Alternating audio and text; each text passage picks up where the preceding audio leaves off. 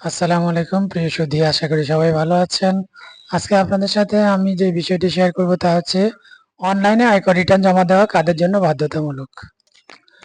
সবাইকে স্বাগত জানাচ্ছি। তো প্রথমে হচ্ছে যে স্বাভাবিক ব্যক্তি করদাতা পুরুষ মহিলা যেই হোক তাদের সবাইকে অবশ্যই অনলাইনে আয়কর রিটার্ন জমা দিতে হবে। যাদের টিন নাম্বার আছে সবাইকে বাধ্যতামূলকভাবে অনলাইনে আয়কর রিটার্ন জমা দিতে হবে। 65 বছরের নিচের সকল নারী পুরুষ সবাইকে অনলাইনে আয়কর রিটার্ন বাধ্যতামূলকভাবে জমা দিতে হবে। বাংলাদেশের নাগরিকত্ব আছে বা বিদেশি নাগরিক কিন্তু বাংলাদেশেই তার অফিস অর্থাৎ এখানেই ইনকাম করছেন, এখানেই উনি থাকছেন, তাদেরকেও অবশ্যই অনলাইনে আয়কর রিটার্ন বাধ্যতামূলকভাবে জমা দিতে হবে। আপনি যে কোনো একটি পেশায় আছেন, সেটা চাকরি হোক, ব্যবসায় হোক, মোট কথা হচ্ছে যে যে কোনো ধরনের পেশা বা ব্যবসায় বৈধ হতে হবে অবশ্যই। আপনার সেই উৎস থেকে আয় আসুক, আপনাকে অবশ্যই অনলাইনে আয়কর রিটার্ন সাবমিট করতে হবে।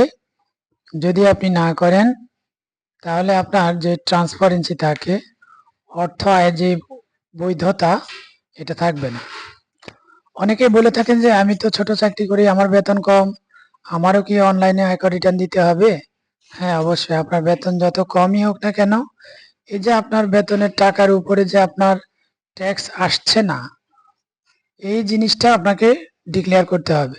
এখন আয়কর রিটার্ন জমা দেওয়া মানে কি আপনার শুধু আয়ের বিবরণী না, আপনার আয়, আপনার নিজের নামে যা যা কৃষি অকৃষি বা অন্য যে কোনো ধরনের সম্পদ আছে, আপনার ব্যাংকে বা অন্য ফিনান্সিয়াল ইনস্টিটিউটে আপনার ডিপিএস, এফডিআর, সঞ্চয়পত্র, শেয়ার বাজারে primary share, secondary share, bond, মানে হচ্ছে আপনার আর্থিক যে কোনো ধরনের সম্পদ থাকুক, আপনাকে এগুলো তুলে ধরতে হবে। আপনার যদি কোনো লোন থাকে, সেটা আপনি প্রতিষ্ঠানের কাছ থেকে নেন, ব্যাংকের কাছ থেকে নেন বা আপনি ব্যক্তির কাছ থেকে নেন, এগুলোও তুলে ধরতে হবে।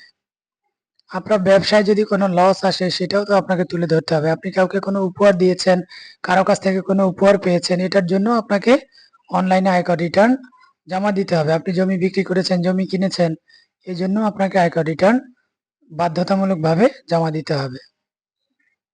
মোট কথা হচ্ছে যে আপনার, হ্যাঁ, এখন আরেকটা কথা হচ্ছে যে আপনার যদি কোনো সোর্স অফ ইনকাম না থাকে কিন্তু আপনার সম্পদ আছে, আপনার লোন আছে, সেক্ষেত্রেও আপনাকে আয়কর রিটার্ন বাধ্যতামূলকভাবে অনলাইনে জমা দিতে হবে। শুধু 4 ক্যাটাগরির লোক ছাড়া বাকি সবাইকে অনলাইনে আয়কর রিটার্ন জমা দিতে হবে বাধ্যতামূলকভাবে।